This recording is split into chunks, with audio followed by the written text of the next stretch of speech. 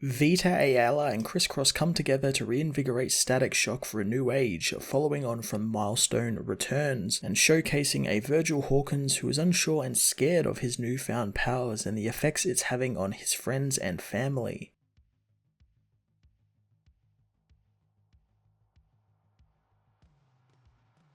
Vita Ayala is tasked with introducing Static Shock to a new generation of readers, and so far, she does a really fantastic job, continuing on from the topical Milestone Returns issue from last year and exploring a Virgil Hawkins who is still young in his powers and still trying to figure them out, and thanks to much of the issue stating so, and the events of what we saw in Milestone Returns, he really doesn't want these powers at all, since as we learn, they've brought him nothing but pain and suffering. It's definitely a bit more of a harder edge take on the character, but it is early days for him still, and before he becomes the wisecracking hero people remember from his cartoon series and the previous comic incarnations. I am looking forward to Virgil's journey to that character we know and love, but I do quite enjoy this new take on him, and his supporting cast as well is really quite great, and the hero having to figure out his powers in a new and different way is quite exciting. Chris Williams, or as many might know him as Crisscross, and the artist who has done a lot of work for Milestone in the past, returns to the wave of new books for his first Static series, and man, his art style fits the young character really well. I enjoyed his artwork, it gave me a great warmth, no pun intended,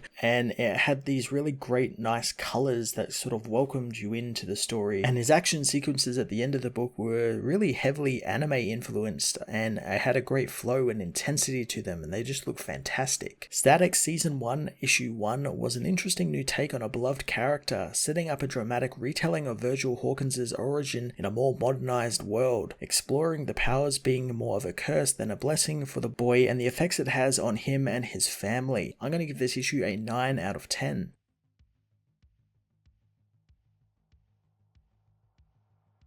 Static Season 1, Issue 1 heads to Dakota City, where Virgil Hawkins hears a buzzing in his head from the charge running through his body, knowing he needs to get it out. Luckily, he's been training with his father in martial arts since he was a kid and remembers never to use his powers in anger, but Francis Stone is a bully and there is only so much he can take from him. He continues to meditate with his powers, soon getting up and brushing his teeth, knowing he's never been the one to get out of control like he did before, and a month ago he was just a regular kid with kid problems, like if he would pass his classes or if he was ever going to ask Frida out. He knows a week ago things changed, however, and people died and he changed as well, and now he's got to live with it. His sister Sharon tells him that he waited too long so there's no breakfast, but luckily she made him his lunch. Virgil just walks by and Sharon tries to stop him, but the boy snaps at her, demanding she not touch him. Sharon calls him a jerk as he quickly apologizes, thanking her for the lunch, as elsewhere, the DJ named Darius talks about the Big Bang that happened in Dakota and how the cops unleashed hell on the student protesters, hearing that the gas they used was from Alva Industries and it was untested, meaning the kids were the guinea pigs. The man knows that they gassed the kids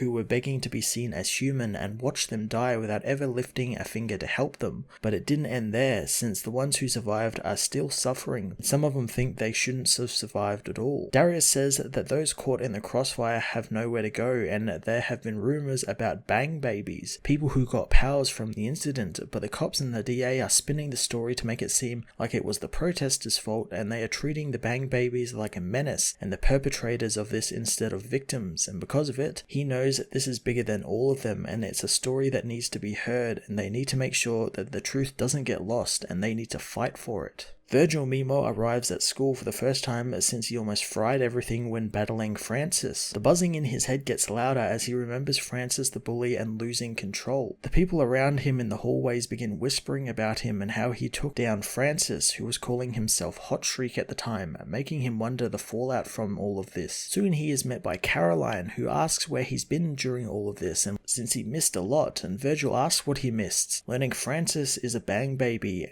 and he got really excited once he came. Virgil is confused at who he is and learns that it was Derek, the school's star basketball player who also got powers as well, although Virgil knows that he didn't actually get powers, and everyone thinks that what Virgil did was something that Derek did. Soon Frida and Richie come by to see Virgil, really happy to see him back. Virgil remembers that both of them were there when he turned into a monster, as Frida asks him what happened since he scared them, but Virgil says that he would never hurt them. Richie says that they were actually scared for him, since he almost killed Hotstreak. Virgil says that he had to stop Francis from bullying them all, but they know he can be expelled for that. Virgil knows he won't be getting into trouble since people think that Derek did it, and he isn't taking the fall as long as the school needs him to get the team to the state finals. Frida knows that he's going through a lot and that she was at the protest as well, but Virgil knows that she didn't get gassed and it's not the same as how he felt. His friends tell him that they are worried for him, but Virgil says that while he appreciates it, he has a handle on this, hoping they're still up for some more Dungeons and Dragons on Saturday, telling them not to forget their character sheets. Heading around the corner, Virgil gets his powers in check, knowing his friends don't get it, and he's got to keep it that way since the look they gave him when he zapped Francis hurt him more than the gas. Sometime before the Big Bang, the Hawkins family sit around the table for dinner, happily talking about how good their father's food is and what they have been up to. Virgil, however, doesn't really like the cooking, but his sister says that their mother was busy with double shifts at work, so he could have helped cook. But Virgil says that he's a young man and he's busy and he needs to conserve his energy, and Sharon could have always cooked as well. His mother asks him about the Inventors of Tomorrow program he's in, learning Virgil is having a great time, and Curtis thinks that he should apply for the internship program so they can work together.